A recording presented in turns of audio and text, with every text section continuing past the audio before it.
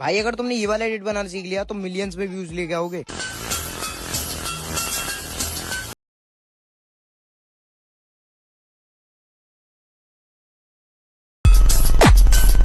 और इसे कैपकट बनाना बहुत आसान है। सबसे पहले तुम्हें अपनी वीडियोस को कैपकट में इंपोर्ट कर लेना है और साउंड पर टैप करके साउंड को ऑटो बीट कर देना और बीट्स के हिसाब से अपनी क्लिप्स में कट लगा लेना और सेकंड क्लिप पर टैप करके स्पीड पर टैप करना और कर्व पर टैप करके कस्टम में जाना और सेम ये वाला ग्राफ सेट कर देना और इसे स्मूथ बेटर क्वालिटी करके अप्लाई कर देना और इसके एक फर्स्ट में की फ्रेम लगाना एंड लास्ट में की फ्रेम लगाना और इसे थोड़ा सा जूम करके देन ग्राफ में जाना और फ्लो टू वाला ग्राफ चूज कर लेना और इफेक्ट पे क्लिक करके थोड़ा सा स्क्रॉल करना और जूम स्वाइप इफेक्ट को चूज कर लेना और नेक्स्ट क्लिप पर टैप करके सेम वैसे ही की फ्रेम लगा देना और इफेक्ट पर क्लिक कर कैमरा में जाना और पुल आउट वाला इफेक्ट चूज कर लेना और बाकी क्लिप्स में भी यही पुल आउट वाला इफेक्ट चूज कर लेना और फिर तुम्हारा एडिट बनके तैयार है।